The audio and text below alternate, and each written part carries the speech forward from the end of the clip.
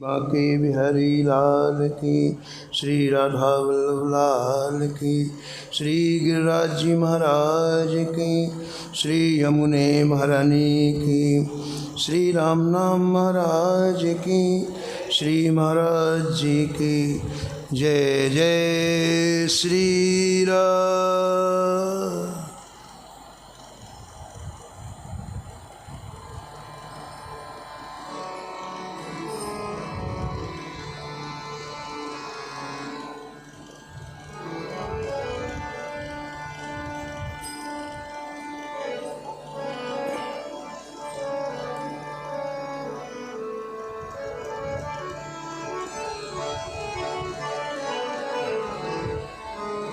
पृथ्वीराज नृपकुल वधू, भक्त भूप रत्नावती। पृथ्वीराज नृपकुल वधू, भक्त भूप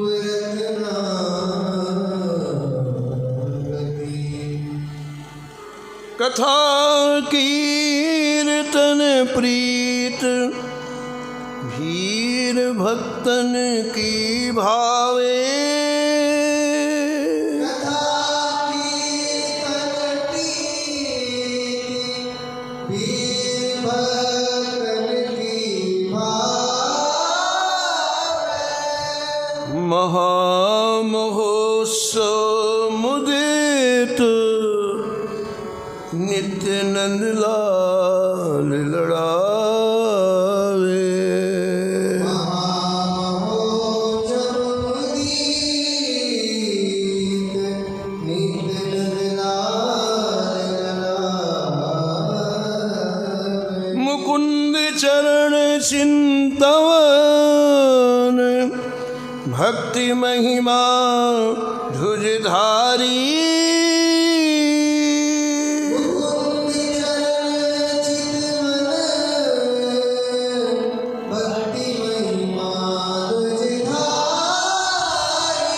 पति पर लोभ न कियो,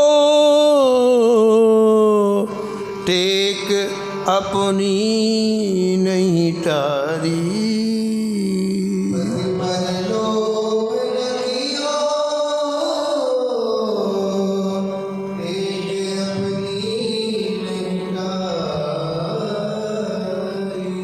भलपन सब विशेष ही, आमेर सदन सुन खाजती। भलपन सब विशेष ही, आमेर सदन सुन खाजती। पृथ्वीराज नृपकुल वधू, भक्त भूप रत्नावती।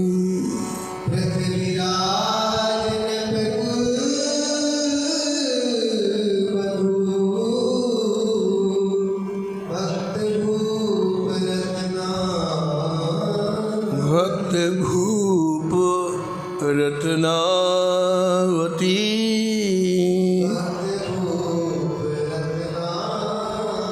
भक्त भूप रत्नावती।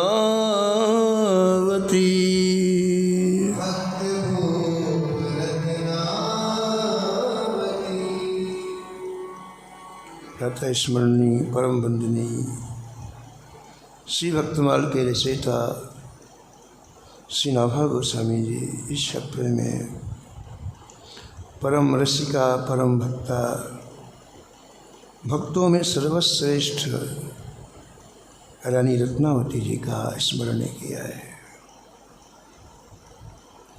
और चरित्र के अंतिम भाग में भक्तमाल के टीकाकार श्री प्रियादास जी महाराज एक अपने हृदय का भाव कहते हैं, और वो भाव ये है, वो कहते हैं कि जितनी सामर्थ्य श्री ठाकुर जी के नाम में है, उतनी ही सामर्थ्य भक्त के नाम में। भजन करते करते भक्त में सारी सामर्थ्य आ जाती है। इसी में भक्तमाल टिकी हुई है। भक्तमाल का प्रारंभ इसी से हुआ है। जैसे श्री ठाकुर जी के नाम की अद्भुत महिमा है, ऐसे प्रेम यदि हमारी निष्ठा हो जाए, हमारा समर्पण हो जाए, तो इन प्रभु प्रेमियों के नाम में उतनी ही सामर्थ्य। इसलिए लाखा जी के परम पावन चरित्र में आप सुनेंगे कि परम संत लाखा जी जब मारवाड़ से जगन्नाथपुरी की यात्रा दंडोती करते हुए चले, दंडोत, हम लोग तो गिरिराज जी की कर लेते हैं, कभी ज़्यादा ही भाव हमारा, या श्री धाम वृंदावन की कर लेते। 2000 मील की दंडोती परिक्रमा उठाई। 2000 मील है जगन्नाथपुरी, अपनी जन्मभूमि से 2000 मील दंडोती करते हुए। भक्तों का संकल्प कितना अच्छा होता है। देखो, उनके मन में बात आई कि सृष्टि के प्रारंभ से न जाने कितने लोग जगन्नाथपुरी गए होंगे। अब वो तो चले गए, लेकिन उनकी रस तो है। जहाँ से वो पैदल चले तो उनके चरणों को स्पर्श करके उनकी रज है, तो मैं ये सुंदर सुअवसर क्यों गंवाऊँ। वो रज पूरे मेरे शरीर में लगे तो मैं साष्टांग करते हुए जाऊँ, उस रस से मेरा अभिषेक हो जाए। इस भाव से आपने निश्चय किया कि मैं अपनी जन्मभूमि से जगन्नाथपुरी तक साष्टांग दंडोती प्रणाम करते हुए जाऊंगा और फिर जगन्नाथ जी का दर्शन करूंगा। एक बात ध्यान देने की है, भक्त का संकल्प गोविंद का संकल्प होता है, क्योंकि अपने आप को दे चुका है ना ठाकुर जी को, उसका निजी कोई संकल्प नहीं है। लेकिन यदि वो कोई संकल्प लेता है तो ठाकुर का संकल्प है, और उसके संकल्प में भक्त के शरीर की ताकत नहीं, श्री ठाकुर जी की ताकत पूरी लगती है। इसलिए बड़ा दुष्कर कार्य भी उससे संभव हो जाता है। व्यक्ति की एक क्षमता है, शरीर की क्षमता है, मन की, बुद्धि की, सबकी क्षमताएं निश्चित है। इसलिए व्यक्ति असीमित काम नहीं कर सकता है, सीमित कर सकता है। लेकिन जब श्री ठाकुर जी स्वयं ही उस कार्य को संपन्न करने लगते हैं तो बड़े बड़े कार्य चुटकी मात्र में हो जाते हैं, क्षण मात्र में हो जाते हैं। तो लाखा जी जब जगन्नाथपुरी जाने लग गए तो आपके मन में आया कि मैं ठाकुर जी को क्या ले चलूं। जहाँ संबंध होता है ना, जहाँ प्रियता होती है, वहाँ श्रेष्ठ श्रेष्ठ वस्तु देने की इच्छा होती है। लाखा जी के मन में आया कि मैं पहली बार जगन्नाथपुरी जा रहा हूँ, ठाकुर जी ले क्या ले चलूँ। बड़ा दिमाग दौड़ाया, जो ठाकुर जी को प्रिय हो, ले भी ऐसी चीज़ हो जो ठाकुर जी को प्रिय हो। अयोध्या जी में साक्षात्कार प्राप्त संत परम पूज्य पंचरसाचार्य श्री स्वामी रामकृष्ण दास जी महाराज का हम जब दर्शन करने के लिए जाते हैं श्री अयोध्या जी, तो मन में आता है क्या ले चले महाराज जी को। तो ध्यान में आया कि महाराज जी को संतों का चरणामृत बहुत प्रिय है, तो यहाँ से संतों का चरणामृत ले जाते। महाराज जी को जैसे ही प्रणाम करते स्वामी जी को, स्वामी जी कहते चरणामृत लाओ, बोले हाँ, वहीं पी जाते, पूरा पूरा पी जाते, गट गट गट गट पूरा पी जाते। श्री लाखा जी को लगा मैं जगन्नाथपुरी क्या ले जाऊं, और भी ठाकुर जी को प्रिय हो। तुम्हें एक चीज़ की याद आई। क्या याद आई? श्री ठाकुर जी को अपने नाम से भी प्यारा नाम अपने भक्तों का लगता है।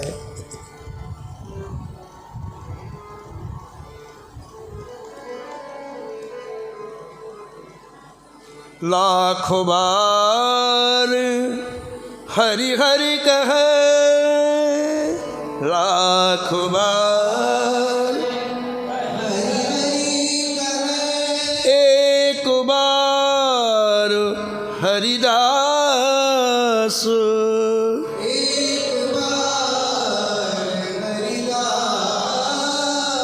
लाखों बार हरि हरि कहे, लाखों बार हाजी एक बार हरिदास,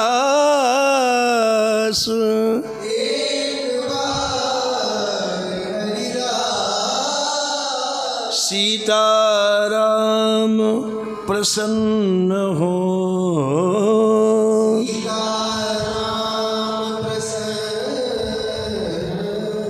भाखे ना भदास, भाखे ना भदास। तो लाखा जी को याद आया कि ठाकुर जी को अपने नाम से भी प्रिय भक्तों के नाम है।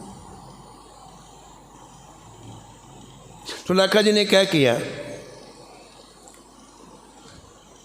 कि भक्तों की जितनी नामावली लाखा जी के पास थी उस नामावली को इकट्ठा किया और इकट्ठा करके इस छाती में बांध कर, गले में बांध करके पोटली को, बाकी तो उनको प्रणाम करते हुए जाना, कोई सामान मान लेके तो गए थोड़ी देर, तो गले में बांध लिया उसको। ये नाम कहाँ से इकट्ठे हुए बताओ? जिन नामों को श्री ठाकुर जी को अर्पण करने के लिए जा रहे हैं वो कहाँ से मिले उनको? अब देखो इनकी उपासना, देखो इनकी आराधना, सब संतों के अपने निज निज भाव है। हमारे भक्तमाल में नकलची कोई नहीं है कि वो भी कहे तुम ना। ठाकुर जी लाड़ अपने निजी भाव से लड़ाते हैं, ओरिजिनल मौलिक, किसी की नकल नहीं है। सब संतों की अलग अलग मौज है, अपने निजी जो अंदर के उससे ठाकुर जी को लाड़ लड़ाते हैं। अब वो ऐसा कर रहा तो हम ना ना ना ना ये सब ठीक नहीं। तो इनकी क्या आराधना थी लाखा जी की? लाखा जी क्या करते? संत सेवा करते। और कैसी करते? कहते महाराज जो आज चीज बन जाती वो कल नहीं बनती थी। बड़ी सिलेक्टिव संत सेवा, एक क्लास की, ऐसी सुंदर सुंदर पदार्थ संतों को खिलाते महाराज, हा मौज आ जाती संतों की। बड़ी जोरदार संत सेवा करते लाखा जी। तो संत जब आते, संतों का चरण प्रक्षालित करते, उनको प्रसाद पवाते, उनका आसन लगवाते, उनके चरणों में समीप बैठ करके उनकी वाणी सुनते और धीरे से पूछते, जय जय सरकार का नाम क्या है? संत कहते भैया हमारा नाम गोविंद दास है, छोटा सा नाम है, ठाकुर जी का दिया हुआ नाम है गोविंद दास, वो लिख लेते। अब मान लो 100 संत आए हैं तो सभी संतों के पास उनका जाकर के नाम लिख लेते। किसी का नाम गोविंद दास, किसी का नाम रामदास, किसी का नाम कृष्णदास, किसी का नाम अच्युत दास, किसी का नाम माधव दास। ठीक है। अब रात्रि में 12 बजे उनको महाराज फुर्सत अवकाश मिलता है संत सेवा से, दोनों समय की भोजन की रहते हैं। 12 बजे अवकाश मिलता तो लाखा जी अपने आसन पर आते हैं। फिर वो पूरी संतों की लिस्ट लेकर के, श्री कृष्णदासाय नमः, श्री नाभादासाय नमः, श्री अग्रदेवाय, फिर उसकी रटन करते हैं। भक्त नामावली यही उनकी आराधना थी। फिर सो जाते। ऐसे करते करते कई हजार नाम इकट्ठे कर लियो। अभी के संतों की, जो उनके पास संत आते, वो पहले के जो हैं ही हैं। भक्तमाल की नामावली है तो पहले की है, सत्युग के भक्त भी हैं, त्रेता के भी हैं, द्वापर के भी हैं। लेकिन अभी अभी संत सेवा में जितने संत आते सबके नाम, और उन्हीं का फिर ध्यान करते, उनकी रटन करते।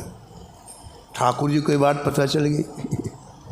अब ठाकुर जी ने सोचा कि यार ये तो जोरदार हाथ लगा लिया, सब माल में हाथ लगा लिया, हम तो रह गए। तो जब जगन्नाथपुरी जाने लग गए लाखा जी, तो और प्रेरक रघुवंश विभूषण। हमारे मन में तो प्रेरणा ठाकुर जी देते हैं। तो लाखा जी को लगा कि ये नाम ले चलते हैं, अपन ठाकुर जी को अर्पण करेंगे। पोटली बनाई और वहाँ यहाँ लगा लिया गले में और गए।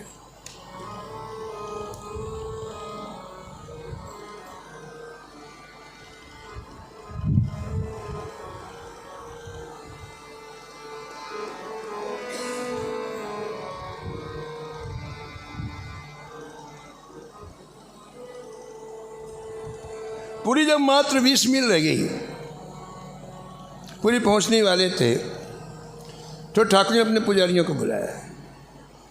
बोले मेरा बहुत प्रेमी भक्त आ रहा है, तुम जल्दी जाओ, मेरी पालकी लेके जाओ और पालकी में बैठा करके मेरे लाखा को लाओ। वो पुजारियों को आश्चर्य कि जिस पालकी में ठाकुर जी की शोभा यात्रा निकल, तो उस पालकी मना।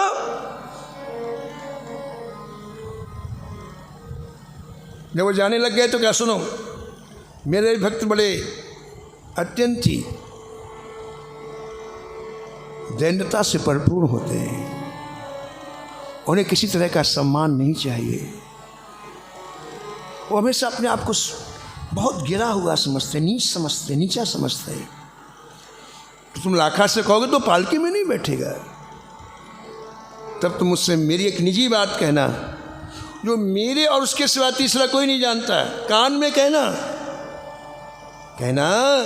कि ठाकुर जी ने कहा है कि जो तुम सुमरनी लायो, सुमरनी, उसको हमको पहनना है। छोटी माला को सुमरनी कहा जाता है, 27 दाने की। वो गले में पहनी जा सकती है क्या, बताओ आप? अगर ये सुमरनी होती तो कहीं ठाकुर जी गले में पहनते उसको? यही सुमरनी है जिसका सिमरन लाखा जी करते, भक्त नामावली का। ठाकुर जी बोले कि हमको पहनना है जल्दी, इसलिए हमने पालकी भेजी है। तुम इस तरह आओगे तो अभी 2 दिन और लग जाएगा, और पालकी में तो दौड़ करके आधा घंटे पहुंचा देंगे। बड़े पहलवान होते हैं वहाँ के पुजारी महाराज। हाँ, 5-5 कुंटल एक हाथ उठा लेते सामान, और खुराक भी उनकी जोरदार है महाराज। ऐसी खुराक है तुम देख नहीं सकते हो। जैसे उनके ठाकुर जी पाते हैं, एक कमरे में भोग लगता है जगन्नाथ जी का, ये नहीं चलता थाल थाल, पूरा कमरा रखा जाता है। मारो क्या बात, कुंटलों चावल, कुंटलों दाल, सब ठाकुर जी की मौज आती है। क्या आधा किलो 1 किलो की भोग है, तो उनको उठाने के लिए पहलवान होते हैं, बिल्कुल भगोने उठा के सीधे रख देते हैं ठाकुर जी के पास। तो पालकी में नहीं बैठ रहे थे लाखा जी महाराज। जब बताया अब बोले कि तो अंदर की बात बैठ गए, और जैसे आए भगवान ने कहा लाओ, इन्होंने दिया, ठाकुर जी ने छाती से लगा दिया लाखा जी।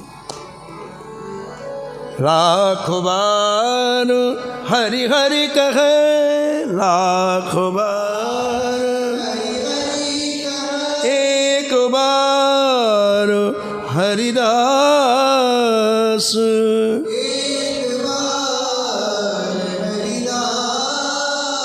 सीताराम प्रसन्न हो,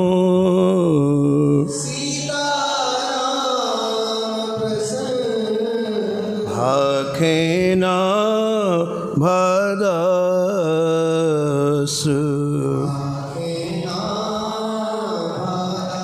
तो इसी प्रसंग को इस अंतिम कवित्व में भक्तमाल के टीकाकार श्री प्रियदास जी महाराज वर्णन करते हैं। भावपूर्वक आप सुनो। इस कवित्व की अंतिम पंक्ति बड़ी जोरदार है। उसका भावार्थ है,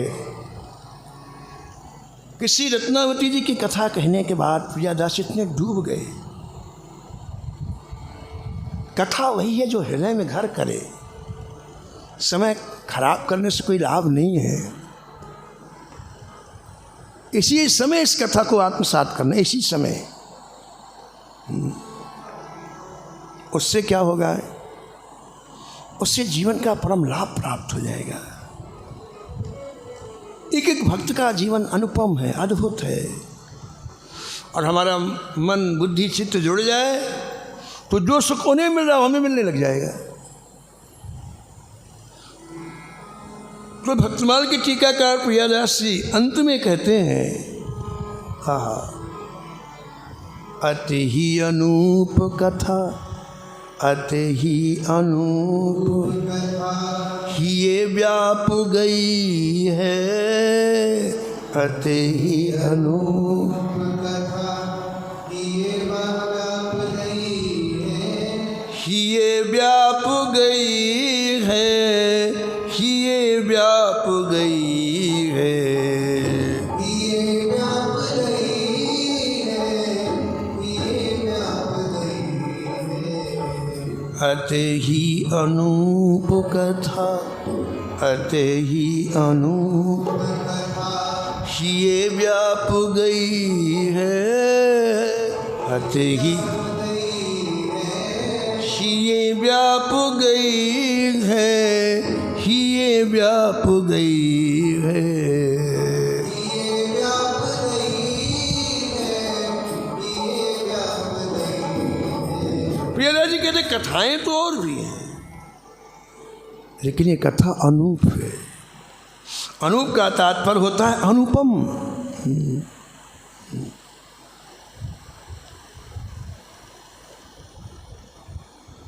क्या अनुपम, क्या विशेषता इस कथा में?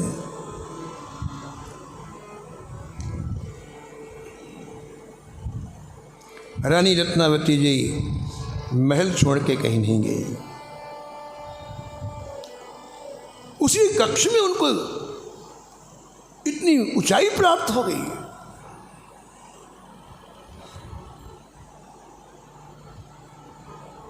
संतों के प्रति ऐसी निष्ठा हो गई साक्षात गोविंद के समान।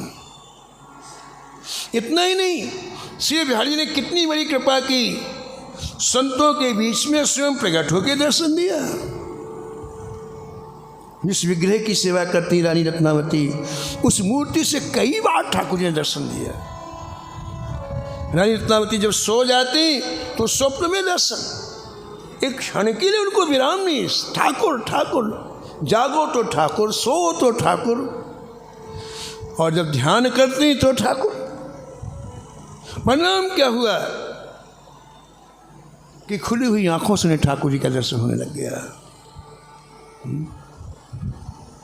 ब्रज के रसिक कहते हैं कि ब्रजांगनाओं की आंख में कोई ऐसी विशेष बात थी कि वो जिधर देखें, जिसे देखें वही श्याम सुंदर बन जाता। मनुष्य को देखे तो श्याम सुंदर बन जाता, वृक्ष को देखे तो श्याम सुंदर बन जाता। क्या जादू था उनकी आंखों में, उन्हें कुछ श्याम सुंदर के सिवा कुछ दिखलाई ही नहीं पड़ता था। वो जहाँ दृष्टि रहता है, दीवार को दीवार श्याम सुंदर बन जाए। ऐसे ही आपने एक हिंसक भयंकर सिंह के ऊपर दृष्टि डाली तो भगवान बन गए हो। वासुदेवः सर्वमिति समहात्मा सुदुर्लभा। सम में जो वासुदेव का दर्शन करे, ठाकुर का दर्शन करे, गीता जी में कहते ऐसे महात्मा महान दुर्लभ है। मंदिर में ठाकुर जी का दर्शन करे ठीक है, लेकिन हर जीव में अपने ठाकुर जी का दर्शन करे। मैं सेवको सचराचरो, मैं सेवको रूप स्वामी भगवंत,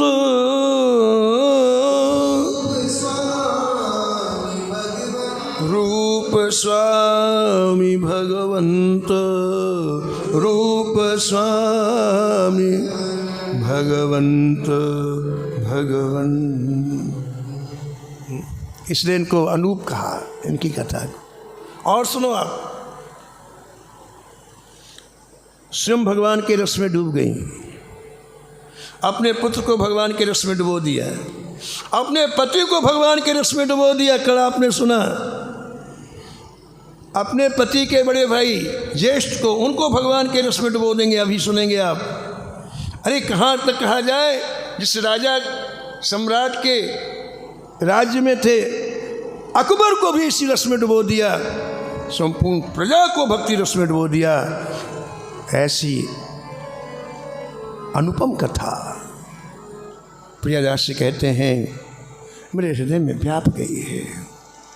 अब मुझे ऐसा लगता है मैं इन्हीं कथाओं में आर्ष डूबा रहूं, मेरे प्राण निकले तो ये भक्त मेरे सामने हो। जैसे व्यक्ति को संसार की आसक्ति व्याप जाती है, वो बार बार जन्म लेके महाराज कुत्ता बिल्ली चूहा पता नहीं क्या बनता है, संसार आसक्ति है, ऐसे इन संतों को भक्तों की आसक्ति हो जाती है। यही कहते हैं कि प्रभु जब भी हम जन्म लें संतों के बीच में लें, हमें जो सुख प्राप्त हुआ वो कहीं प्राप्त नहीं होगा। इनके चरणों की रज हमें मिलती रहे, बस हमें और कुछ नहीं चाहिए। आइए अंतिम कवित्व है श्री रत्नावती जी के परम पावन चरित्र का मूल सुने आप। राजा मान सिंह माधो सिंह उभय भाई चढ़े, राजा मान सिंह माधो सिंह उभय भाई चढ़े, राजा मान सिंह माधो सिंह उभय भाई चढ़े, राजा मान सिंह माधो सिंह उभय भाई चढ़े, नाव पर कहूँ तहाँ बूढ़बे को भई है, नाव पर कहूँ तहाँ बूढ़बे को भई है, बूढ़बे को भई है।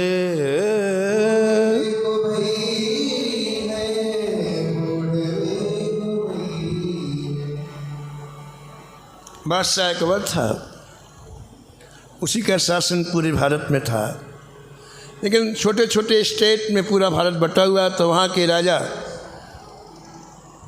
अपने राज्य में शासन करते, लेकिन सब नीचे थे बादशाह के। बादशाह जब बुलाता जाना पड़ता, जो आज्ञा देता करना पड़ता।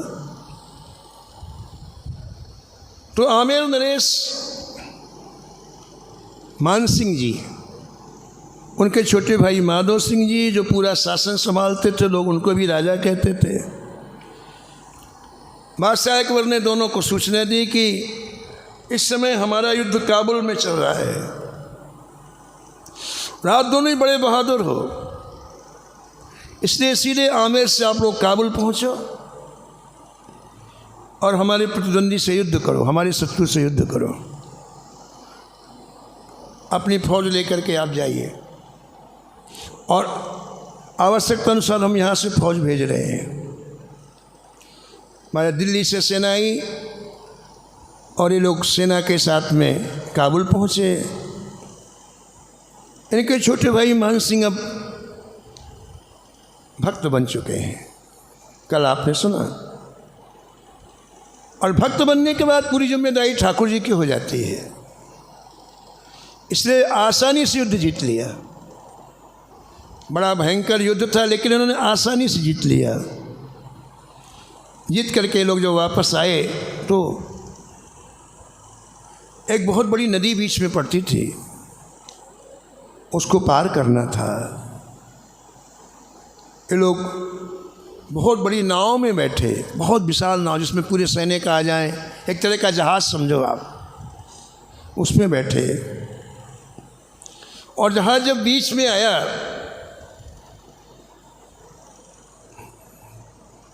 तो जहाज़ का इंजन बंद हो गया और जहाज़ डूबने लग गया। जैसे ही डूबने लग गया तो जहाज़ के कप्तान ने कहा कि हम लोग खतरे में हैं और शायद ये जहाज़ पानी के कारण, पानी इसमें भर रहा है, बड़ी जल्दी नीचे तलघर में चला जाएगा। तो ये अंतिम समय है हमारा, क्योंकि डूबने के बाद तो सबकी मृत्यु होनी है। तो मेरा ऐसा विचार है कि आप लोग अंतिम समय जो आपके आराध्य हैं उनका स्मरण करो, क्योंकि अंतिम समय भगवान का स्मरण हो या अपने आराध्य का स्मरण हो तो व्यक्ति वहीं जाता है जिनका स्मरण करता है। अंत में हमारी जो मति होती है, अंतिम स्मरण का बड़ा महत्व लिखा है महाराज। श्री जयदयाल जी गीता प्रेस के संस्थापक तो ऐसी मंडली बनाई थी, उन्होंने ऐसा संगठन बनाया था और सबको सूचना दी थी कि भाई किसी का अंतिम समय हो तो हमको फ़ोन करो।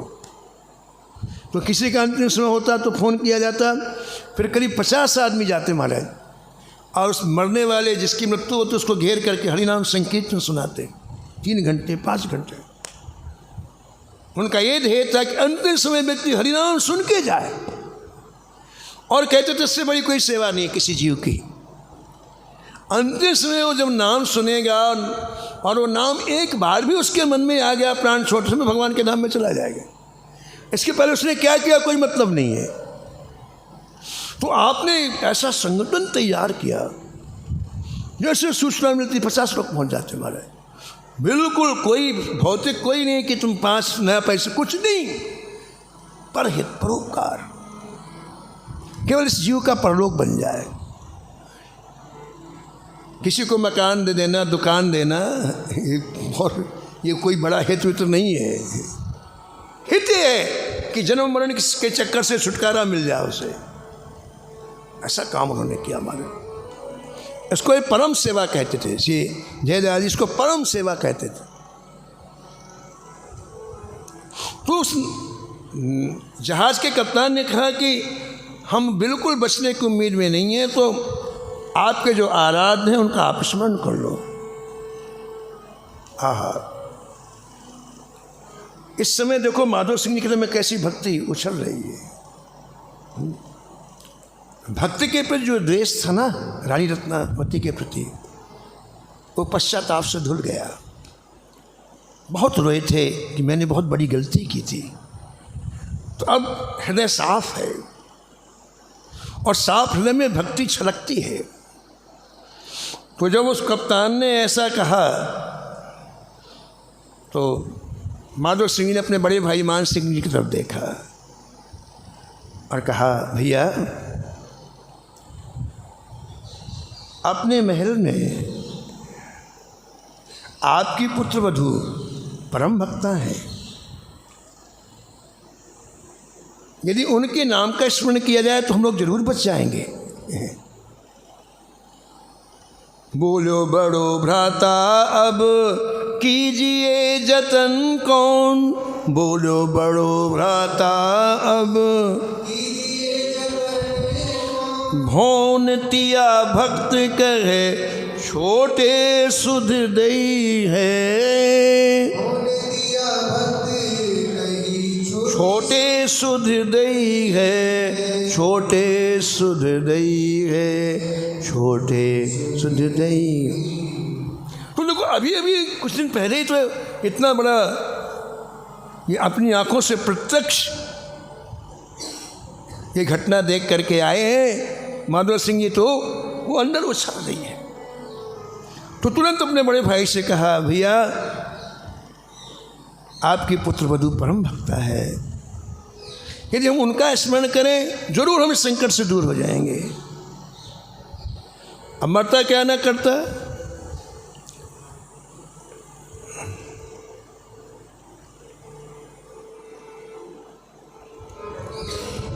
आंख बंद कर ली और महाराज दोनों रत्नावती के ध्यान में डूब गए। आंख बंद करके उनका नाम स्मरण करने लग गए। नेक ध्यान कियो तब आन के किनारों लियो, नेक ध्यान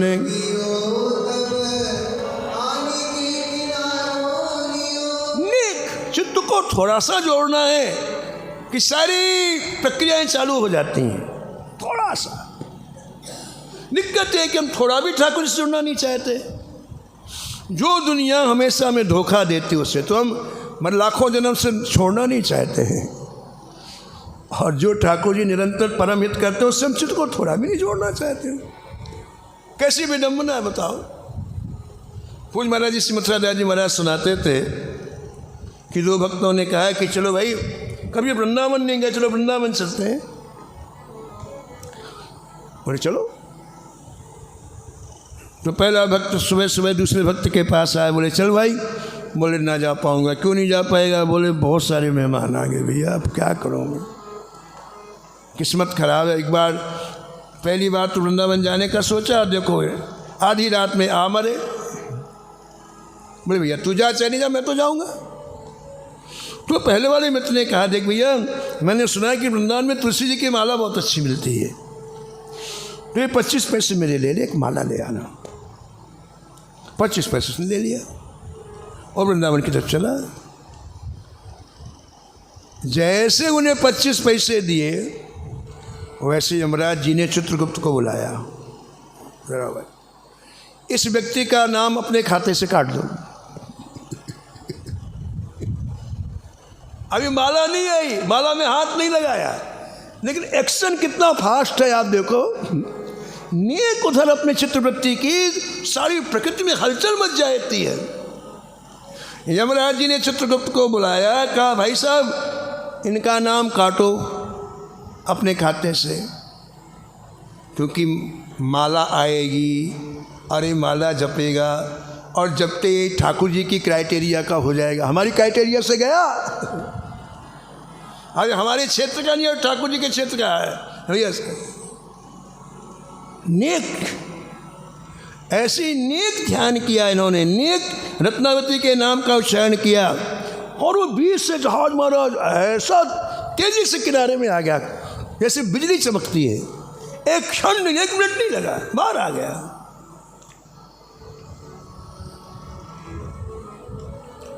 ग्रंथकार कहते हैं कि प्रारंभ में श्री नाभा जी ने मंगलाचरण में लिखा है, जो आप लोग रोज सुनते हैं, भक्त भक्ति भगवंत गुरु चतुर नाम बपु एक।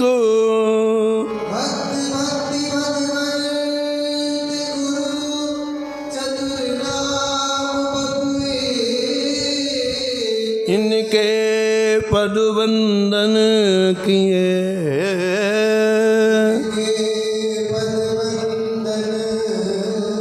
नासत विघ्न अनेक, नासत।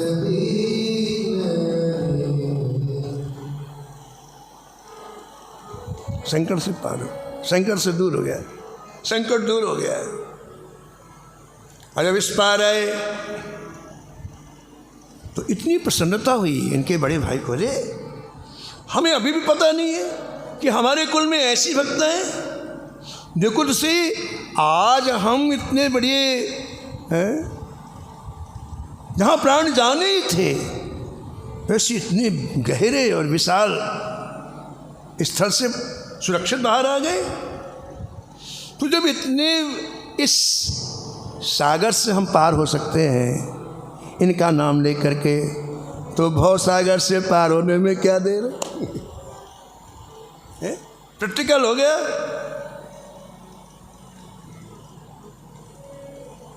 तो बड़ा हृदय प्रफुल्लित हो गया। हमारे घर में निधि है, हमारे घर में खजाना है। मान सिंह जी बोले अपने छोटे भाई मानो भैया, भूख कसके लगी, बहुत कसके लगी, क्योंकि अभी तक तो मरने की चिंता में थे, अब वो चिंता दूर हुई, अब इतनी कसके भूख लगी कि पूछो मत। माधव सिंह ने कहा कि चिंता की क्या बात है, एक बार और आंख बंद कर लो और रानी रत्नावती के नाम का उच्चारण करो, रत्नावती जय रत्नावती बोलो। महाराज जैसे रानी रत्नावती का उच्चारण किया वैसे क्या देखा कि महाराज उसी क्षण एक ब्राह्मण महाराज पूड़ी साग हलवा और गरम गरम पकौड़ी 2 पत्थर लेकर के आया, इनके सामने रख दिया। महाराज जी बताते थे, श्रीमती राज जी महाराज, कि पंजाब का एक व्यक्ति था, बड़े घर का था, तो 18-19 वर्ष की उम्र ही रही होगी। पता नहीं सुबह सुबह उठा, उसके मन में अरे मैं वृंदावन में जाके भजन करूँ। एकाएक उसके मन में आया, उसको कुछ भी ज्ञान नहीं था, न संतों का, न कभी उसने संस्कृत, कुछ नहीं। उठा सुबह सुबह मैं वृंदावन जाके भजन करूँगा। तो वो जैसे कपड़े पहने था वैसे पहने हुए पैदल चला आया वृंदावन, जैसे पहने तो वैसे ही चला आया। और यहाँ आके कभी मांगा तो था नहीं, पैसे है नहीं उसके पास। अब महाराज एक दिन निकला, 2 दिन निकला, बिहारी जी के मंदिर के आसपास घूमता रहता। तीसरे दिन इतनी कस के भूख लगी, इतनी कस के भूख लगी, बिहारी जी के पट तो बंद हो जाते 9:30 बजे, आरती के बाद 9:30 बजे बंद हो जाते, सब चले जाता। उसका कोई ठिकाना था नहीं, वहीं कहीं सो जाता बाहर। लेकिन आज नींद ही नहीं आए, तो दोनों हाथों से पेट पकड़ा उसने भूख के मारे महाराज। और बिहारी जी के जहाँ दरवाज़ा है ना, दरवाज़ा तो बनता है, चौखट में सिर रख के जोर से बोला, हे बिहारी जी अब भूख सहन नहीं होती। ऐसा दोनों हाथ पेट में रख करके बड़ी करुणापूर्ण बोला, हे बिहारी जी अब भूख सहन नहीं होती। महाराज जी कहते थे, महाराज आश्चर्य, वो बिहारी जी का विशाल दरवाज़ा खुला, 2 लंबे आदमी 8-8 फुट के, उनके हाथ में बाल्टियाँ, गरम गरम पूड़ी, गरम सब्जी, अरे बोल जल्दी बैठ जल्दी बैठ, बर्तन लगा दिया, दोनों परस गए, बोले खा जल्दी खा, गर्मा गर्म खिलाया उसको महाराज, वो वहीं सो गया, इतना खा वहीं सो गया। करत दास पर प्रीति ऐसी हरि, करत दास करत दास पर प्रीति ऐसी हरि,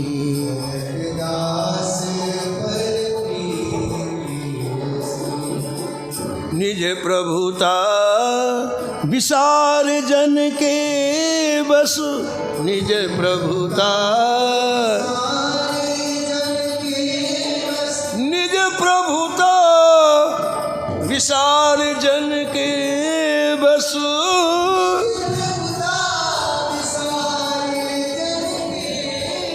हो तो सदा यह रीति,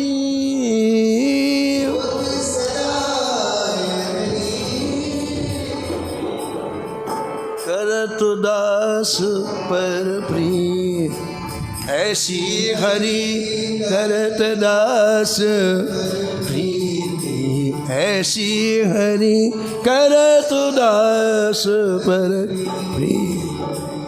दोनों भाई आमेर आए। आमेर में आके मान सिंह जी ने रानी रत्नावती का दर्शन किया है। दोनों भाई इसके बाद दिल्ली गए हैं। बादशाह ने पूछा है कि आप लोग सीधे क्यों नहीं आए, पूरी घटना बताइए। रत्नावती की महिमा सुनकर कहा मैं भी दर्शन करूंगा। बोले नहीं, हमारे यहाँ मर्यादा है, आप साक्षात दर्शन तो नहीं कर सकते हैं, हम चित्र भेजेंगे, चित्र का दर्शन करते ही बादशाह का भी हृदय बदला है, वो भी भक्त बन गया। यानी पूरी प्रजा को भक्त बना दिया रानी रत्नावती ने, पूरे परिवार को बना दिया, यहाँ तक सम्राट को बना दिया। ऐसी रानी रत्नावती के चरणों में कोटि सा प्रणाम करते हुए हम उनसे प्रार्थना करते, हम सभी प्रार्थना करें, याचना करें, संतों से याचना करना चाहिए। इन्हीं के पास है, बाकी सब ठन गोपाल है। इनके पास आप जाओ खुरम दुखी हैं, अभाव क्या देंगे आपको, सोचो विचार करो। जिनके हाथ जोड़ने जाओ तो कुछ भी नहीं है उनके पास, खाली। यहाँ जोड़ो जहाँ भरा हुआ है लबालब। तो प्रत्येक चरित्र सुनने के बाद हाथ जोड़ करके हृदय से, यहाँ दिखाने खाने वाली बात तो गई बाहर। अपने को व्यक्ति ठगता है, जब व्यक्ति दिखावा करता है, दम्भ करता है, तो अपने आप को ही ठगता है, दूसरे को नहीं ठगता है। तो हृदय से मांगा करो कि हे रानी रत्नावती जी, जैसे आपका एक क्षण ठाकुर जी में लगा, आपने पूरे परिवार को इस रस में डुबो दिया, ऐसा अनुग्रह हमारे ऊपर भी करें कि हमारे संपर्क में जो आए इस भक्ति रस में डूब जाए। बार बार वंदन, और वंदन करने के बाद निवेदन और वाणी को यहीं विराम।